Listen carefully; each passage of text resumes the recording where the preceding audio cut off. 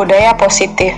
Sekolah diibaratkan sebagai tanah tempat bercocok tanam, sehingga seorang guru perlu mengusahakan agar sekolah menjadi sebuah lingkungan yang menyenangkan, aman, nyaman untuk bertumbuh, serta dapat menjaga dan melindungi setiap murid dari hal-hal yang kurang bermanfaat atau bahkan mengganggu perkembangan potensi murid.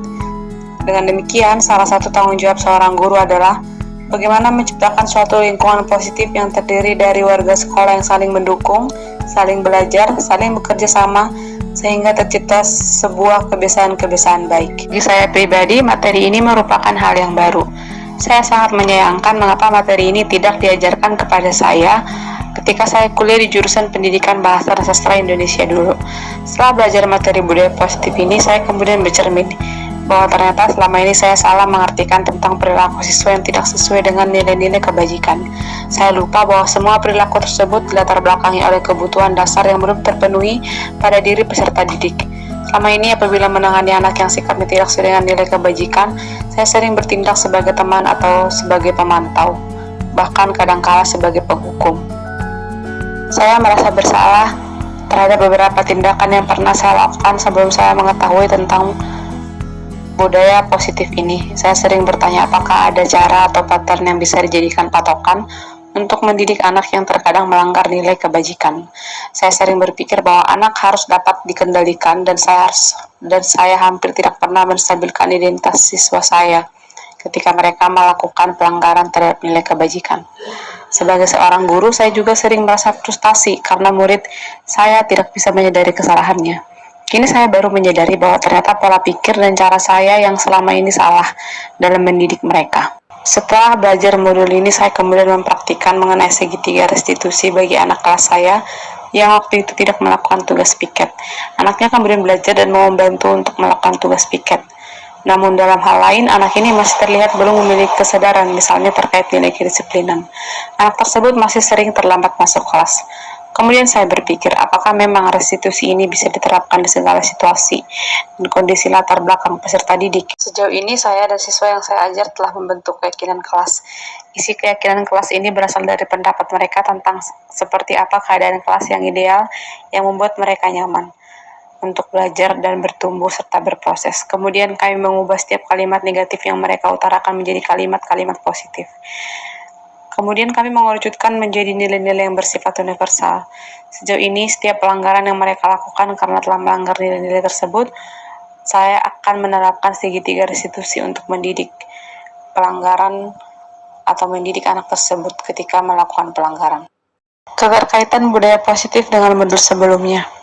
Peran guru dalam menciptakan budaya positif ini sejalan dengan asas Triloka Ki Hajar Dewantara, di mana guru harus bisa menjadi teladan, mendorong, dan memotivasi peserta didik. Apabila dikaitkan dengan visi guru penggerak, tentu saja diperlukan budaya positif untuk mencapai visi guru penggerak tersebut.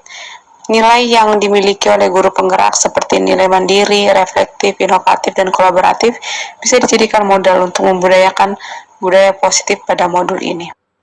Kemudian saya akan mencoba menjelaskan tentang beberapa materi yang dijelaskan pada modul 1.4.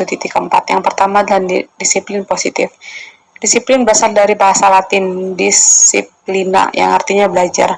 Disiplin berarti membuat orang menggali potensinya menuju sebuah tujuan apa yang dia hargai. Teori kontrol.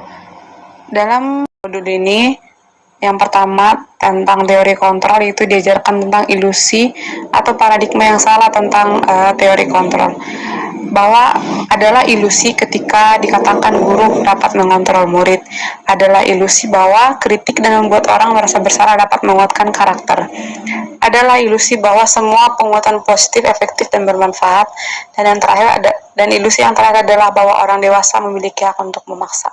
Siapa sesungguhnya yang memiliki kontrol ini? Tentang perubahan paradigma teori kontrol, yang pertama adalah stimulus respon, yang kemudian adalah teori kontrol. Kita mencoba untuk mengubah, berdasarkan stimulus respon, kita mencoba mengubah orang agar berpandangan sama dengan kita. Dalam teori kontrol, kita berusaha memahami pandangan orang-orang lain tentang dunia. Perilaku buruk dilihat sebagai tindakan dalam stimulus respon. Kalau dalam teori kontrol, semua perilaku memiliki tujuan. Kemudian orang lain bisa mengontrol saya. Kalau dalam teori Kontrolnya hanya Anda yang bisa mengontrol diri Anda. Saya bisa mengontrol orang lain dalam stimulus respon, tapi dalam teori kontrol Anda tidak bisa mengontrol orang lain. Kemudian pemaksaan ada pada saat bujukan gagal, tapi dalam teori kontrol diajarkan bahwa kolaborasi dan konsensus menciptakan pilihan-pilihan baru. Bukan tentang menang dan kalah, tapi bagaimana untuk berpikir menang dan menang atau win-win solution. Ada 3 teori motivasi perilaku manusia. Yang pertama, untuk menghindari ketidaknyamanan hukuman. Apa yang akan terjadi apabila saya tidak melakukannya? Itu adalah motivasi eksternal. Yang kedua, yang sedikit lebih baik dibanding yang pertama, untuk mendapatkan imbalan dari orang lain atau institusi. Apa yang akan saya dapatkan apabila saya melakukannya? Itu motivasi eksternal. Dan yang ketiga adalah untuk menghargai diri sendiri, dan ini adalah tujuan dari disiplin positif, yaitu untuk menghargai diri sendiri. Saya akan menjadi orang yang seperti apa apabila saya melakukannya. Jadi telah timbul kesadaran dari dalam diri sendiri, bukan karena faktor orang lain atau faktor dari luar. Dalam budaya positif dikenal 3 hal, yaitu tentang hukuman, konsekuensi, dan restitusi. 3 hal ini terkait dengan pelanggaran nilai-nilai kebajikan. Hukuman bersifat tidak terencana atau tiba-tiba. Anak atau murid tidak tahu apa yang akan terjadi dan tidak dilibatkan. Hukuman bersifat satu arah dari pihak guru yang memberikan, dan murid hanya menerima suatu hukuman tanpa melalui suatu kesepakatan atau pengarahan dari pihak guru, baik sebelum atau sesudahnya. Hukuman yang diberikan bisa berupa fisik maupun psikis. Murid atau anak disakiti oleh sebuah perbuatan atau perkataan. Konsekuensi sudah terencana atau sudah disepakati, sudah dibahas dan disetujui oleh murid dan guru. Umumnya, bentuk-bentuk konsekuensi dibuat oleh pihak guru atau sekolah, dan murid sudah mengetahui sebelumnya tentang konsekuensi yang akan diterima apabila melakukan pelanggaran. Pada konsekuensi, murid tetap dibuat tidak nyaman untuk jangka waktu pendek. Konsekuensi biasanya diberikan berdasarkan suatu data yang umumnya dapat diukur. Misalnya, setelah 3 kali tugas tidak diselesaikan pada batas waktu yang diberikan, atau murid melakukan kegiatan di luar kegiatan pembelajaran, misalnya mengobrol, maka murid tersebut akan kehilangan waktu bermain dan harus menyelesaikan tugas karena ketertinggalannya. Peraturan dan konsekuensi yang mengikuti ini sudah diketahui sebelumnya oleh murid. Sikap guru di sini senantiasa memonitoring murid. Yang ketiga adalah restitusi. Restitusi adalah proses menciptakan kondisi bagi murid untuk memperbaiki kesalahan mereka, sehingga mereka bisa kembali pada kelompok mereka dengan karakter yang lebih kuat. Menurut Gosen tahun 2004. Restitusi juga proses kolaboratif yang mengajarkan murid untuk mencari solusi untuk masalah dan membantu murid berpikir tentang orang seperti apa yang mereka inginkan dan bagaimana mereka harus memperlakukan orang lain. Menurut Celsam Gosen tahun 1996.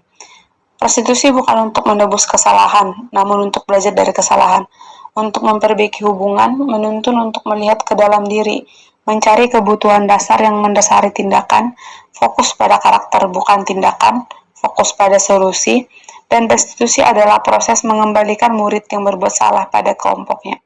Dalam membudayakan budaya positif, pada 5 posisi kontrol yang bisa dijalani atau diperankan oleh guru. Yang pertama penghukum, yang kedua pembuat merasa bersalah, yang ketiga pemantau, yang keempat teman, dan yang kelima adalah manajer. Dan posisi yang terbaik adalah sebagai manajer. Kemudian ada 5 kebutuhan dasar manusia, yaitu yang pertama bertahan hidup, yang kedua kebutuhan untuk berkuasa atau penguasaan, yang ketiga kebutuhan akan kesenangan, yang keempat kebutuhan akan kebebasan, dan yang kelima adalah kebutuhan akan kasih sayang dan rasa diterima oleh lingkungan. Terkait segitiga restitusi. Segitiga restitusi ini diperlukan ketika anak melakukan pelanggaran terhadap nilai-nilai atau keyakinan yang telah disepakati. Yang pertama dilakukan adalah menstabilkan identitas. Ketika tahap menstabilkan identitas, mungkin guru bisa mengatakan tidak apa-apa berbuat salah, tidak ada manusia yang sempurna, saya juga pernah melakukan hal yang sama seperti yang kamu lakukan hari ini. Dan masuk ke tahap yang berikutnya adalah validasi tindakan yang salah. Padahal kamu bisa melakukan yang lebih buruk dari ini ya, kamu pasti punya alasan mengapa melakukan hal itu. Dan yang ketiga adalah menanyakan keyakinan. Apa yang kita percaya sebagai kelas atau keluarga? Apa nilai umum yang kita telah sepakati? Apa bayangan kita tentang kelas yang ideal? Apa yang bisa kamu lakukan untuk memperbaiki kesalahan kamu hari ini? Seperti itu. Demikianlah tugas yang bisa saya lakukan untuk memenuhi tugas koneksi antar materi modul 1.4 budaya positif. Terima kasih.